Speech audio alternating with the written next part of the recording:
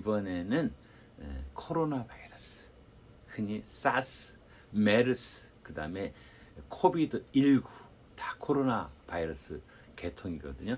코로나 바이러스는 한 가닥으로 되어 있는 RNA형 바이러스다라고 지난 시간에 얘기를 했고, 어떻게 인간한테 접근해가지고 이런 면역 세포들, 우리의 세포들을 망가뜨리는지 그 증식 과정을 이 앞 시간에 했습니다. 그렇죠? 기억나시죠? 자, 코로나 바이러스에 대해서 알아보도록 하겠습니다. 이게 2020년 2월 27일 현재 홈페이지입니다. 질본이라고 그러죠, 흔히. 그렇죠. 자, 정부 대응 발표 있고, 확진 환자 수 얘기를 하고 있고, 엄청나게 우리 노력하고 있죠, 그죠? 참고로 한번 올려봤습니다. 코로나 바이러스 전자현미경 사진도 한번 올려봤습니다. 코로나 바이러스 전자현미경 사진.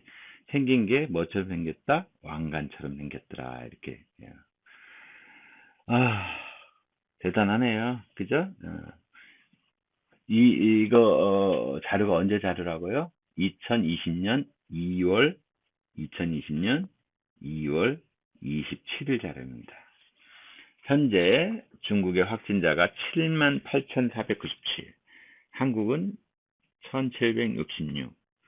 우리가 진단을 잘해서 그러는지 몰라도 이렇게 엄청나게 많이 나왔죠. 그리고 기저질환이 있는 사람들 중에서 돌아가신 분이 13명. 여러분들이 이걸 볼 때쯤, 그 다음에 이것이 코로나 사태가 진정이 됐을 때 그 결과가 어떻게 나올지는 모르겠지만, 오늘 현재 그렇다는 겁니다. 이거 녹화하는 현재. 굉장히 많죠. 이게 지금 현재 여기 있는 나라가 40개국이거든요. 40개국. 왼쪽에 20개국, 오른쪽에 20개국. 두 자리 숫자인 나라들이 꽤 되죠. 그렇죠. 어디? 우리 대한민국, 중국, 그 다음에 일본, 싱가폴, 홍콩, 태국, 대만, 말레이시아, 베트남, 마카오, 미국도 53명이, 미국은 아마 더 많을지도 몰라요. 호주, 이탈리아가 유럽에서는 끝내주게 많아졌네요. 프랑스도 12명이라고 그러네요. 독일, 영국, 쭉 이란이 또 굉장히 많네요. 그 옆에 바레인, 아랍에미레이트, 쿠웨이트, 굉장히 많네요. 네.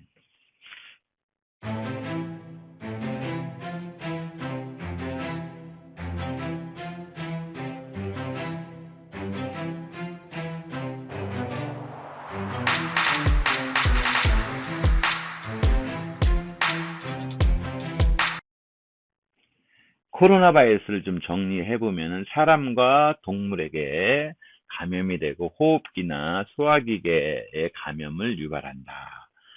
유명한 코로나 바이러스로는 2013년에 있었던 사스, 중증 급성 호흡기 증후군. 이것도 뭐 대충 중국발이죠. 2015년에 있었던 소위 메르스, 낙타가 그때 유명해졌죠. 중동 지방 호흡기 증후군. 2019년 코비드19, 중국의 우한발 신종 코로나 바이러스 감염증이죠. 사실 이 코로나 바이러스는 1937년에 호흡기 질환을 앓았던 닭에서 최초로 발견이 됐고요.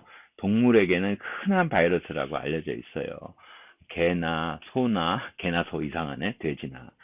사람에게서 알려진 것은 뭐 그렇게 오래된 건 아니네요. 그죠? 여기 보니까 몇 년도라고 돼 있어요. 1900 몇 년도? 엄청나게 최근 일이죠. 그죠?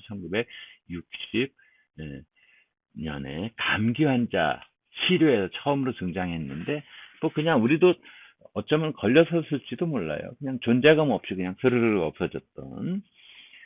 아까도 얘기했지만은 단일 가닥 RNA 바이러스라는 거, 돌연변이 작다. 그런데 독감 A, 인플루엔자하고는 달리 복제 과정의 오류 교정 시스템이 작지만 조금 있어요.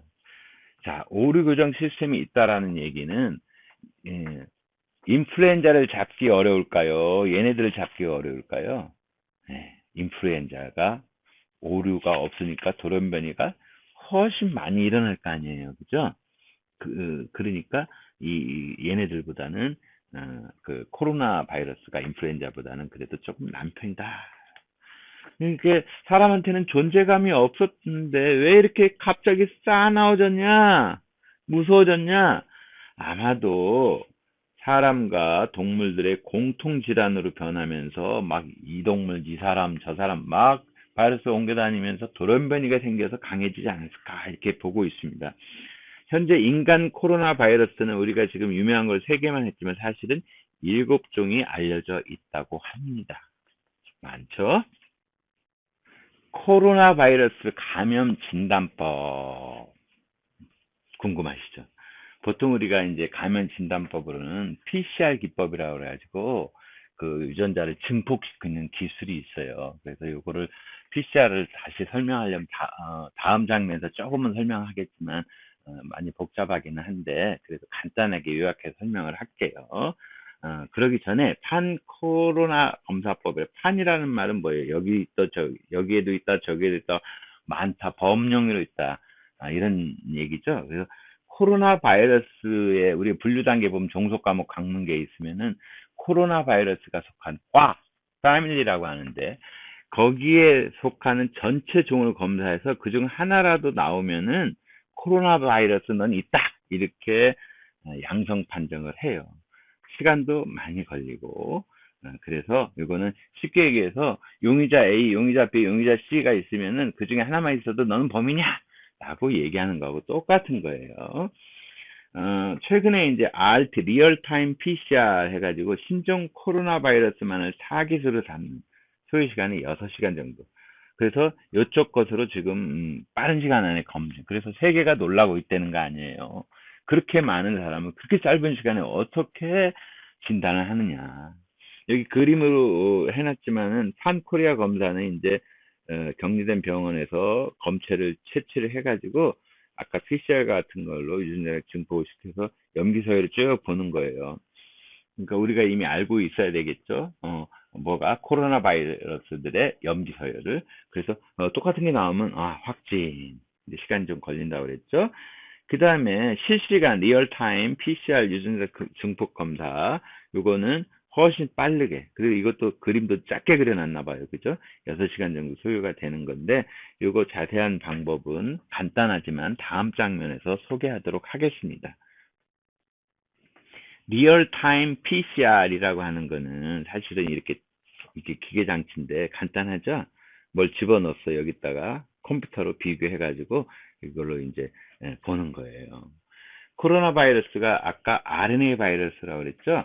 RNA 바이러스는 굉장히 그 안정적이지 않아요. 그래서 증폭시키려면은 우리가 중고등학교 때 배웠겠지만은 아데닌은 티민하고만 결합하고 사이토신은 구아닌하고만 결합하는 소위 이런 걸 우리가 뭐라고 그랬어요? 상부적 결합이라 그랬죠. A는 T와 C는 G하고만 결합하는 거. 그래서 RNA는 코로나 바이러스는 RNA는 단일 가닥이라고 했는데 얘네들을 일단은 그 유전 정보 RNA도 물론 DNA와는 다르긴 하지만은 뭐가 다르냐면 이 티민 대신에 우라실이라고 하는 걸 가지고 있긴 해요. 좀 다르긴 한데 그 원본을 가지고 다시 DNA를 먼저 만들어요. 그래서 DNA로 다시 가는 걸 우리가 DNA, RNA, 센트럴 도그마라고 그래가지고 중심설이라고 하거든요. RNA, 그 다음에 단백질 이런 순서로 가는데 유전 정보의 흐름이 이렇게 되는데 이거를 거꾸로 간다. 그래서 역전사를 해서 DNA를 만들어 놓고 요거를 증폭시키는 기술이에요. 근데 사실은 리얼타임엔 이 RT는 중의적인 뜻이 있어요. 하나는 리얼타임이라는 거고 하나는 이렇게 역전사한 다음에 한다. 그래서 리버스 트랜스크립테이즈 해서 역전사를 쓴다. 그래서 그런 의미도 가지고 있다라는 거. PCR은 뭐 우리가 범죄 현장이라든가 아니면은 우리가 뭐 친자 확인이라든가 뭐 이런 거 할 때 보통 이제 유전자가 현장에서 그 DNA가 아주 적은 조각에 있으면은 적은 거 가지고 판별하기 어렵잖아요. 그래서 그거를 굉장히 많은 길게 다시 증폭을 시킨다. 그래서 polymerase chain reaction, 유전자 증폭, 중합 반응을 시키는 거예요. 자, 그러려면은 이미 우리가 이런 유전자를 가진 애가 있다라고 하는 대조군이 있어야 되겠죠? 그래서 코비드19 대조군이 여러분들이 어느 신문 같은 거 읽어보면 저는 알고 있는데 그 회사가 어딘지 회사 이름 밝히지 않을게요. 거기서 확보해 두고 그것과 비교를 하는 거예요. 누가 어떤 사람이 코로나로 의심스럽다 그러면은 그 사람의 콧물이라든가 뭐 이런 데서 검체를 갖다가 이제 그 양이 적으니까 증폭을 시키는 과정이에요. 여기 있는 게 이제 소위 PCR 과정을 요약해 놓은 건데, 일단 DNA로 역전사로 써가지고 만들었잖아요. 이중 가닥으로. 그걸 높은 열을 가하면은 이게 풀어져요. 풀어진 상태에서 소위 여기에 이제 그 프라이머라고 하는 것과 그 뭐 프라이머도 소개하고 그러려면 굉장히 복잡하긴 한데, 중합을 시킬 때에 필요한 어떤 짧은 가닥의 뉴클레오타이드다 이렇게 생각하면 돼요. 이 프라이머라든가 이런 걸 이용해 가지고 이 기계 장치에서 증폭을 시키는 거예요. 그러면은 여기에 딱딱 맞는 상보적인 게, 예를 들어서 여기가 여기 보니까 이 노란색은 이 파란색하고만 결합을 하네요. 녹색은 빨간 거하고만 결합을 하고, 그래서 이렇게 결합할 수 있는 원 소스를 갖다 주는 거예요. 뉴클레오타이드를 넣어주면은 이 서열에 맞춰서 상보적으로 딱딱딱딱딱딱 자동으로 둘이 결합을 해나가요. 그러면서 PCR 하는데, 여기서 굉장히 중요한 게 이 프라이머리에 이쪽이 이제 그 이쪽 끝과 이쪽 끝과 이쪽이 상보적이니까 이것이 이제 구조적으로 서로 다른 반대 방향으로 되어 있거든요. 그걸 우리가 5번 탄소 끝이라 그래서 5 프라임, 그 다음에 3번 탄소 끝이라 그래서 3 프라임이라고 하는데, 이 프라이머에 5번 탄소 쪽에 형광물질을 붙여놔요. 이렇게 딱 붙여놓고 이제 여기서 계속 이렇게 조합을 시켜 나가겠죠. 딱 하다가 여기에 딱 맞으면은 이 형광물질 부분이 이렇게 익스텐션이라고 그러는데, 이렇게 연결이 되면서 똑 떨어지면서 그때 형광 발현을 하는 거예요. 그 형광이 나오는 거를 분석을 하는 거야. 그러니까 한 번 돌리면은 2배가 됐겠죠. 또 한 번 돌리면 2개가 4카피가 만들어지고 이런 식으로 계속 만들어지겠죠. 이랬을 때 우리가 어떤 검출에 기본적으로 한계치를 이렇게 걷어놓고, 만약에 이제 이 카피본이 DNA가 계속 만들어지면 어느 정도 딱 올라가게 되면 확 올라가는, 지수적으로 증폭이 되는 영역에 그 첫 번째 지점이 여길 것이다 해놓고 여기다가 가이드라인을, 베이스라인을 해놓고, 이때 그 형광물질이라든가 요거를 이 대조군하고 비교를 하면서 몇 개가 나오는가, 몇 개가 똑같은 게 나오는가. 그래서 제가 잘 기억은 안 나는데 30개가 나오면은 30개 이상인가 나오면은 그 증폭해가지고 그 양성으로 확진자로 판정하든가 그럴 거예요. 자, 이런 PCR 기술을 이용한다라고 하는 것 정도를만 알아도 여러분들이 굉장히 많이 아는 겁니다. 바이러스, 신종 바이러스, 인플루엔자하고 코로나 바이러스를 중심으로 얘기를 했는데, 또 이상한 녀석들이 있어요. 그 중에 2가지만 소개하는데, 하나가 뭐냐면 바이로이드라고 하는 녀석이 있어요. 바이로이드. 얘네들은 바이러스만큼 작고 단순한 감염체인데 뉴클레오타이드가 2, 300개밖에 안 돼요. 2개가 아니고 200개에서 300개 정도다. 즉 아데닌, AT, CG 이렇게 막 결합한 게 300칸밖에 안 간다는 뜻이에요. 근데 주로 식물체를 감염시키는 그 고리형 이런 RNA인데, RNA 바이러스인데 얘네들 식물에 해를 입혔는데, 특히 필리핀의 코코넛 야자나무를 왕창 죽여버린 소위 카당카당병이라고 하는 게 있었어요. 코코넛 야자 엄청 죽었거든요. 굉장히 바이러스만큼 굉장히 작고 단순한 감염체로 바이로이드가 있었고, 더 이상한 녀석이 하나 있어요. 프리온이라고 하는 녀석이 있어요. 얘네들은 아마 광우병 생각나실지 모르겠네. 그 다음에 사람한테 일어나는 크로이츠 야코병. 광우병이 뭔지 아시죠? 막 픽픽 쓰러지고, 옛날에 방송국에서 이렇게 하고, 전 대통령 때 좀 시끄러웠었잖아요. 그죠? 예, 퇴행성 뇌질환 때문에 일어나는 병이에요. 근데 이 프리온이라는 놈은 뭐냐면은 이게 우리가 잘 봐야 되는데 지금까지는 뭐 유전체가 어떻고 뭐가 어떻고 막 이런 얘기를 했었잖아요.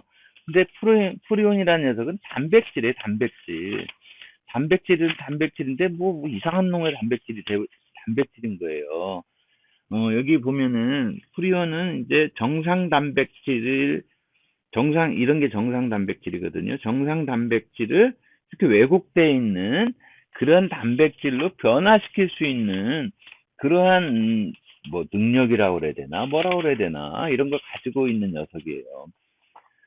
그래서 기본적으로 이 감염성 단백질이라는 말을 그래서 쓰는 거예요. 감염성 단백질. 단백질은 단백질에 감염을 시키는 거다. 굉장히 놀랍죠? 그래서 얘네들이 주변에 있는 거를 계속 새로운 프리온으로 바꿔버리고 얘네들이 이제 어그리게이션, 그러니까 응집이 되면, 축적이 되면은 이런 병을 일으키는 녀석이에요. 놀랍죠? 그죠? 예, 이런 녀석들도 있다. 알고 넘어갑시다.